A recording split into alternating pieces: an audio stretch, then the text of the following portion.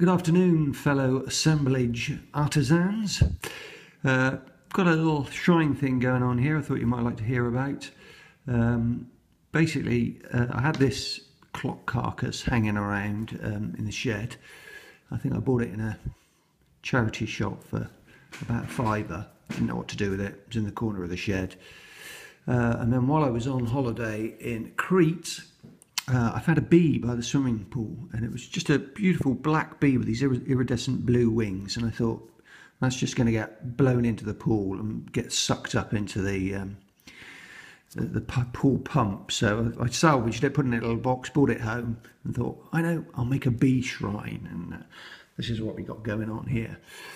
So it's the carcass, which is brown. I've sort of painted a layer of gold paint over it, and then gone over the top with this sort of verdigris colour that I got from the Games Workshop.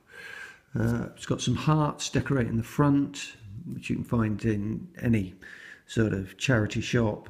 There's bracelets, rings, all sorts. It seems to be very in at the moment, these plastic roses, and they're easy to come by. Every charity shop you go in seems to have them, so you wouldn't have a problem getting those.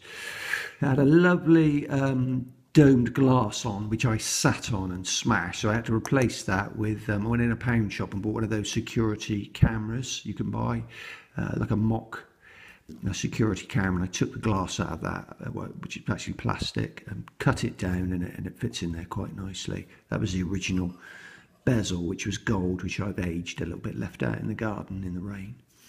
The legs were smaller than this, and I tried to age them with a blowtorch and melted one of them, so I had to buy some new ones on eBay, and they were a little bit high, and there was a gap behind them, so I put these sort of glass marbles in to bling it up a little bit and fill that void. The shell I found at a car boot sale. The finials were already on the top, so that's the sort of front. Oh, and in here we've got, that's a belt buckle. It did have a bar across it, which I cut out, and I put a row of beads all the way around. In fact, they were already on a piece of elastic, and I just had to hook them over and sort of glue them in place, and didn't have to stick them on individually. And behind that, there's just some sort of silver craft paper, which has got sort of stars embossed on it, which gives quite a good effect when the light catches it. The eye, the lenticular eye in the middle, I found on the cover of a Ripley's Believe It or Not annual, and I just cut that out, stuck that in, and that looks quite effective. And when you turn it, I don't know if you can see, if that'll show up on the footage, but a lightning strike goes across it as you move it from side to side. The sides, just stuck some rhinestones on, red on both sides.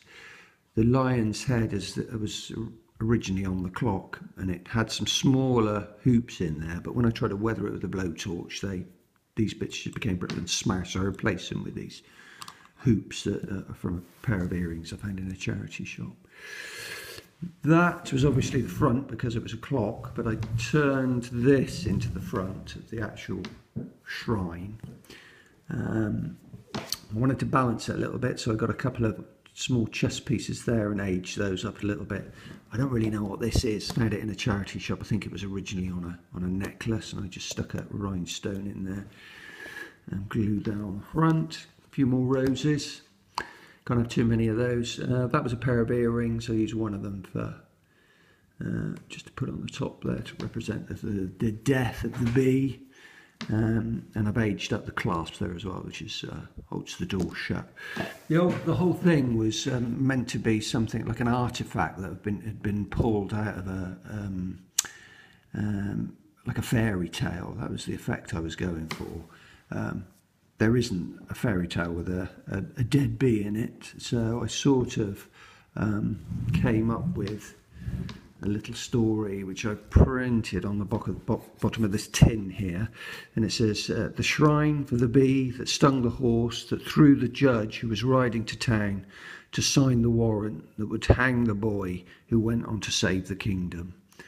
So this has been plucked from supposedly from a fairy tale of my own making. Okay, I think I need to push that back a little bit so you can see it. That's it. So inside is the actual bee. Let's have a look at that. I'm going to do the clasp like that, just pull that open, and there she is. Painted the inside of the door gold and this is like one of those removable tattoos that you can just put on your hand. I'll probably put a little coat of varnish over that just to protect it, to keep it from scratching off.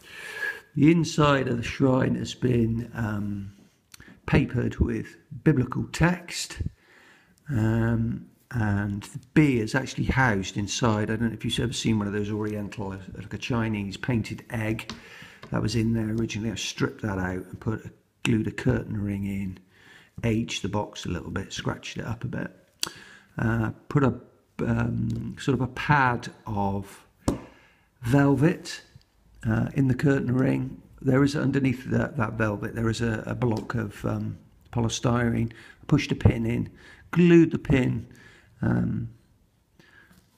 onto the bee,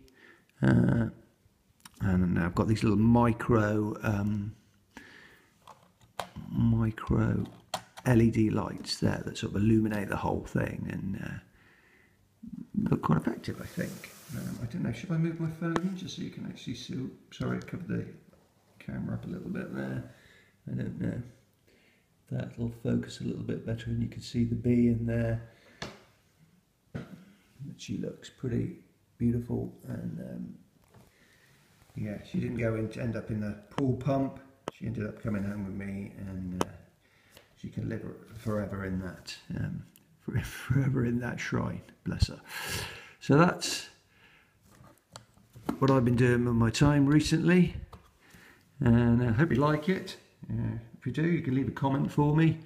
I don't know whether to keep it or try to sell it. I don't know if it's even worth anything, but I had fun making it, and I suppose that's the main thing. Good luck with your makings, and I'll see you soon. Bye-bye.